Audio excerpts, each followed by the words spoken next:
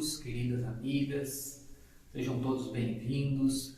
Estamos aqui no Centro Espírita Apóstolos do Bem, em Indaiatuba, São Paulo, dando continuidade ao trabalho das palestras virtuais. E convido a todos neste momento para elevarmos o nosso pensamento até Deus nosso Pai, agradecendo por tudo de bom que Ele nos concede a cada dia, para o nosso crescimento, para a nossa felicidade e por mais esta oportunidade de aqui estarmos para podermos estudar um pouquinho mais a respeito das suas leis através do Evangelho de Jesus, também dessa doutrina consoladora que é a doutrina dos Espíritos. Queremos também agradecer a toda a espiritualidade amiga aqui presente, a nos envolver nessas vibrações salutares e a nos trazerem a inspiração. E que a paz e o amor de nosso querido Mestre Jesus possa estar presente entre nós e em nossos corações, agora e sempre. Hoje vamos falar um pouquinho a respeito e fazermos também algumas reflexões a respeito do tema educação. E nós vamos ver então que a educação, ela é a base para a vida em comunidade, por meio de legítimos processos de aprendizagem que vão promover as motivações de crescimento e de evolução também do indivíduo. Mas é importante nós não confundirmos instrução com educação, porque a instrução ela se relaciona com o intelecto, já a educação ela vai se relacionar com o caráter, ou seja, aquilo que moralmente distingue uma pessoa da outra, o aspecto psicológico do indivíduo. E então instruir é ilustrar a mente com certa soma de conhecimentos sobre um ou sobre vários ramos, vários assuntos científicos. E educar vai ser desenvolvermos os poderes do espírito, não só na aquisição do saber, como especialmente na formação e também na consolidação do seu caráter. A partir daí, então, nós vamos observando que o intelectualismo, ele não supre o cultivo dos sentimentos. E é por isso que Hilário Ribeiro, que foi um educador emérito, ele dizia: não basta ter coração, mas é preciso ter um bom coração, ou seja, termos bons sentimentos.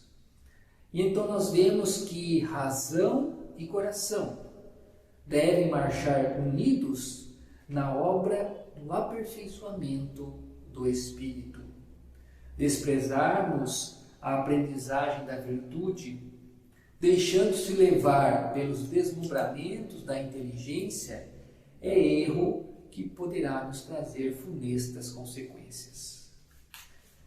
E então, nós vamos ver que nós temos, através das orientações dos benfeitores espirituais que a doutrina nos traz, principalmente através das obras de Divaldo Franco e também das obras de Francisco Cândido Xavier, pelos espíritos de Joana de Ângeles e também de Emmanuel, várias orientações que vão nos nortear, e principalmente também através da codificação kardeciana.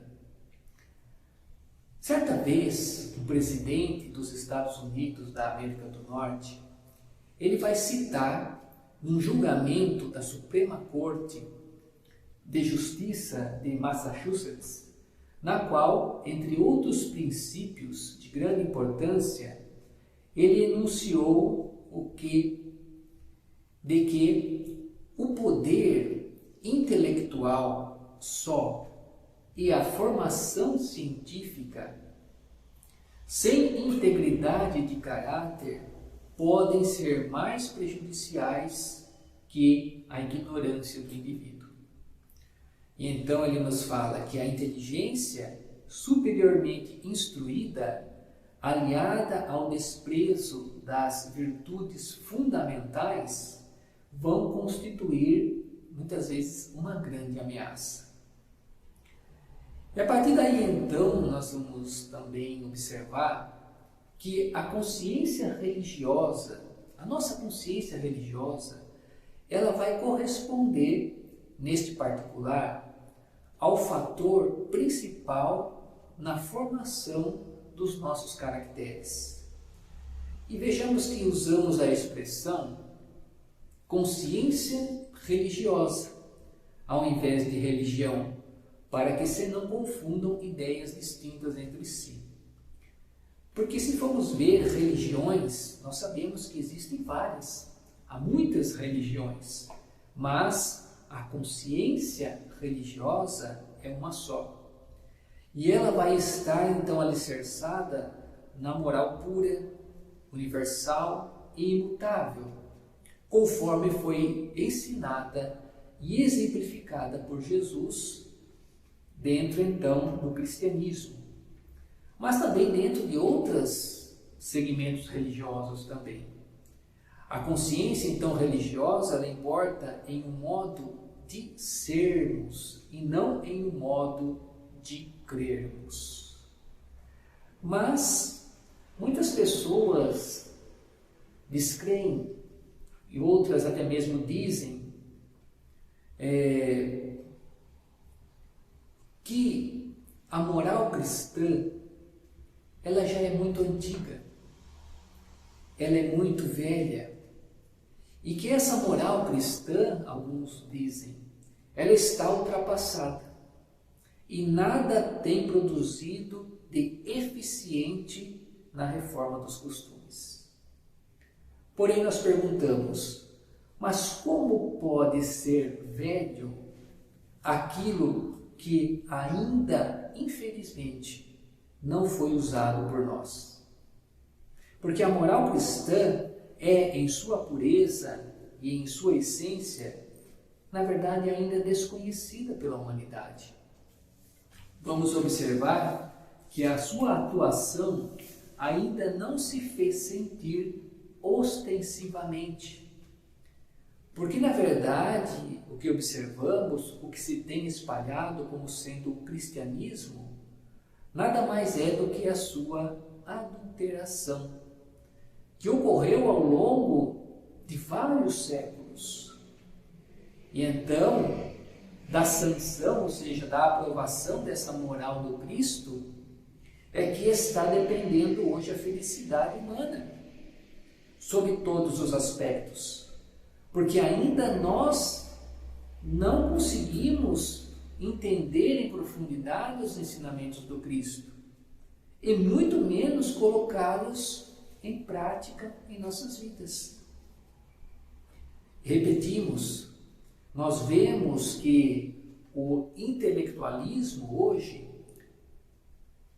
avança da ciência, o avanço, do desenvolvimento do intelectualismo, o avanço da ciência, o avanço da tecnologia, tudo isso ele não tem resolvido os grandes problemas sociais que estão convulsionando hoje o nosso mundo.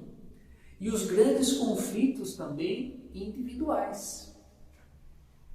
E então todos os problemas do momento atual, eles se resumem nessa questão de caráter, da formação de um caráter positivo. E também está relacionado com a ignorância que nós temos ainda com relação a essas questões espirituais, a essas leis divinas que regem o universo e que regem as nossas vidas. E vai ser só pela educação que elas poderão ser então solucionadas. Então nós vamos ver que dá-se demasiada importância às várias modalidades hoje do saber, mas esquece-se do principal, que é a ciência do bem, de realizarmos o bem.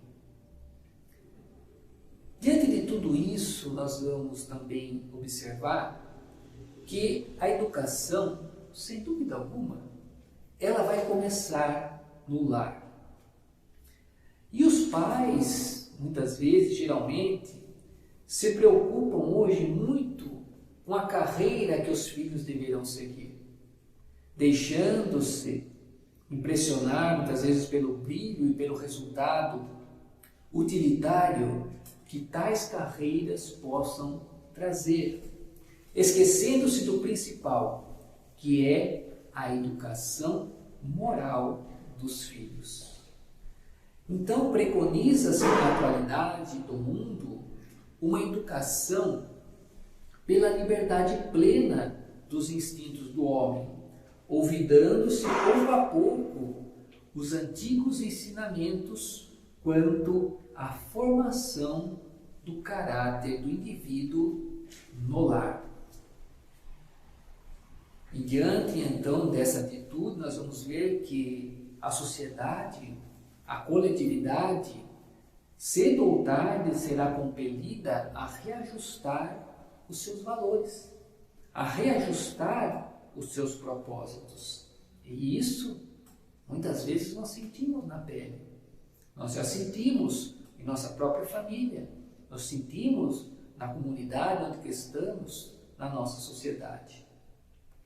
É por isso que o Espírito de Emmanuel nos fala que os pais humanos têm de ser os primeiros mentores da criança e que da sua missão amorosa decorre então a organização do ambiente justo. E ele ainda diz assim, que o homem ou a mulher que desejam ao mesmo tempo ser pais e gozadores da vida terrestre estão cegos e terminarão os seus loucos esforços, espiritualmente falando, na vala comum da inutilidade. Então nós vamos ver que a criança, ela não é como uma cera plástica que é facilmente moldável a qualquer momento em que nós desejamos. É um trabalho bastante árduo, minucioso, de atenção dos pais com relação àquele espírito que está ali. Porque trata-se de um espírito em recomeço, momentaneamente em esquecimento das suas realizações positivas e negativas que ele traz das vidas passadas. E esse espírito está empenhado, quando ele reencarna numa determinada família, na conquista da felicidade. Porque nós nascemos para a vitória. Nenhum espírito reencarna para ser derrotado, para sofrer. Não. Todos nós nascemos para vencer. E então, como nos fala no Evangelho segundo o Espiritismo, desde pequenina, a criança, ela vai manifestar então os seus instintos, bons e maus, que traz das suas existências anteriores. Ao estudá-los, devem os pais aplicar-se a estudar, né, essas tendências que o Espírito traz. Porque todos os males, nos falam os benfeitores, se originam do egoísmo e do orgulho. E então, através desse estudo, buscar então aos poucos ir lapidando o espírito da criança. E é lógico que quando a mulher ela programa a família com o seu companheiro ideal, com o seu esposo, naturalmente que a gente sabe os encargos que vão nos aguardar. E vamos ver que os pais, eles são responsáveis na mesma condição de igualdade pela educação dos filhos. Tanto a mulher quanto o homem tem essa responsabilidade. E isso é muito importante nós estarmos conscientes. E então a proposta da família, ela se baseia nessa verdadeira união entre os companheiros, que vão se trabalhar no lar, nesse atrito saudável que vai haver entre filhos e pais, com amor estabelecendo critérios de equilíbrio, no qual resultará então uma família mais equilibrada, mais harmônica, mais feliz. Não sem problemas, né? Porque os problemas são os problemas que fazem com que nós possamos aprender, possamos desenvolver as nossas potencialidades em todos os sentidos. E isso então vai formando homens mais felizes, pessoas mais felizes, homens de bem que irão formar essa sociedade do amanhã. E vejamos que essa proposta ela vale mesmo para aqueles casais que muitas vezes acabam se separando, porque a responsabilidade com os filhos ela vai continuar na mesma proporção para ambos. Então nós vamos observar também que a doutrina, essa doutrina consoladora, eminentemente racional, que é o Espiritismo, vai dispor de recursos vigorosos para a edificação desse templo da educação, para que possamos trabalhar a educação em nós e em torno daqueles que estão nessa caminhada junto conosco. Não é novidade nós falarmos que a casa espírita ela é uma escola, porque vai ser no próprio Evangelho, segundo o Espiritismo, que o Espírito da Verdade ele é muito claro. Quando ele diz: espíritas, amai-vos, espíritas, instruí-vos. E a educação, então, nós vamos observar que ela se dá na casa espírita através de vários meios. Através das palestras doutrinárias, através dos cursos, através do estudo das obras básicas. E para a criança vai se dar através da evangelização infantil. A educação espírita, trazendo então a evangelização infanto-juvenil à luz do Espiritismo, nos fala Nivaldo Franco. É tarefa hoje de emergência, muito mais do que de urgência, porque essa violência e essa agressividade que hoje estão nas nossas ruas, nas escolas, nos lares, são fruto dessa falta de educação da massa, da educação espiritual de profundidade. Sem dúvida nenhuma que todo esse conhecimento que nós vamos adquirindo, de nada vai valer se ele não estiver acompanhado do nosso exemplo, da nossa exemplificação. E então a educação espírita das gerações novas deverá criar sim uma mentalidade mais sadia, porque ensinará que a criança desde cedo, que o berço não é o início da vida, mas apenas o começo do corpo físico, que é o instrumento que o espírito se utiliza na vida física.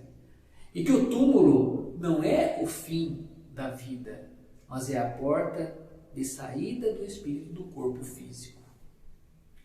E então nós vamos observando que, como nos fala o Espírito de Emmanuel, que somente ele nos fala o coração enobrecido no grande entendimento, ele pode vazar o heroísmo santificante. Ele nos fala que apenas o cérebro cultivado poderá produzir iluminadas formas de pensamento, que só a grandeza espiritual ela consegue gerar a palavra equilibrada, o verbo sublime e a voz balsamizante. E então nos fala o mentor: educa e transformarás a irracionalidade em inteligência, a inteligência em humanidade e a humanidade em angelitude. Porque educar é transformar. E a doutrina espírita visa, sem dúvida alguma, essa transformação do homem. É um trabalho de educação. Seres espirituais, espíritos imortais que somos, mergulhados na vida material, nós devemos desenvolver então os valores que são eternos, como a nossa capacidade de amarmos, de perdoarmos, de desenvolvermmos a paciência, a capacidade de trabalharmos, a nossa capacidade de educar, a nossa capacidade de fazermos o bem, de exercitarmos a caridade. Porque nós sabemos que os valores da terra são passageiros. O que rege a vida no mundo físico é a lei da impermanência. Tudo passa, tudo se renova no plano físico. Não podemos, como nos falam os benfeitores, vivermos apenas na horizontal, na busca apenas dos valores da vida material, do imediatismo, do gozo imediato, porque o espírito imortal, ele deseja um crescimento muito maior. Ele deseja não só viver na horizontal, mas ele deseja também esse crescimento na vertical. E então os benfeitores nos falam, devemos sim nos servir da horizontal, como alavanca que nos lançará às conquistas eternas do Espírito, na vertical. Porque nós entendemos que ou nós nos esforçamos para melhorarmos, e através desse entendimento nós vamos então aproveitando melhor o nosso tempo aqui na Terra, essa oportunidade reencarnatória que estamos tendo nesse momento, que é muito valioso para o nosso espírito, nós aproveitarmos ao máximo esse momento de aqui estarmos, o tempo que temos e que ainda temos para o nosso aperfeiçoamento, para a nossa melhoria, para educarmos a nossa alma. Porque sem isso, ou nós nos esforçamos para essa melhoria, ou continuaremos então a gravitar nesses mundos mais inferiores, como é a Terra. Como a Terra é um mundo ainda de provas e de expiações. E como nos falam os Espíritos, nesses mundos de provas e expiações, o mal ainda, infelizmente, ele predomina. Mas tudo evolui. Assim como os Espíritos evoluem, os mundos também evoluem. E nós sabemos que a Terra, então, está passando por esse processo de transição, onde, em breve, deixará de ser mundo de provas e expiações para ser um mundo de regeneração. Mas, se nós não nos esforçarmos e continuarmos, então, nos mesmos erros, continuaremos a gravitar em mundos de provas e expiações. Ou poderemos ainda cairmos em mundos mais atrasados, em mundos primitivos, porém, aonde nunca perderemos aquilo que nós já conquistamos. Mas, com certeza, em decorrência muitas vezes das nossas atitudes, da nossa rebeldia, teremos que rever lições para consolidarmos o nosso aprendizado.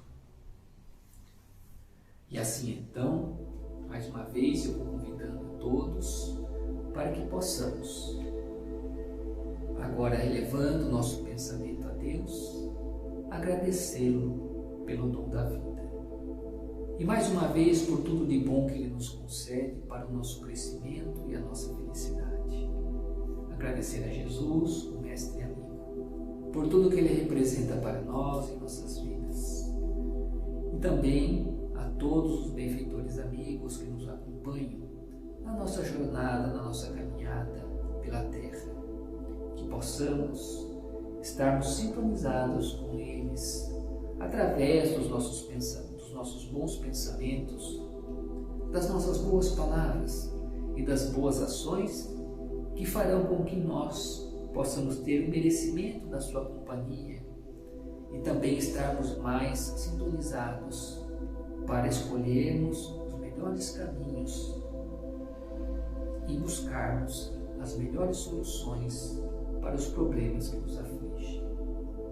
E assim então, Pai, que a nossa prece ela possa se estender a todos aqueles que necessitam, tanto encarnados como desencarnados, em todas as partes do nosso planeta Terra, essa escola abençoada em que nos encontramos em processo de aprendizado e evolução. E assim então, unidos num só pensamento, queremos dizer: Pai nosso que estais nos céus, santificado seja o vosso nome. Venha a nós o vosso reino e seja feita a vossa vontade, assim na terra como nos céus. O pão nosso de cada dia dá-nos hoje sempre, Senhor. Perdoai as nossas dívidas, assim como nós perdoamos aos nossos devedores. E não nos deixe cairmos em tentações, mas livrai-nos de todo o mal. Que assim seja.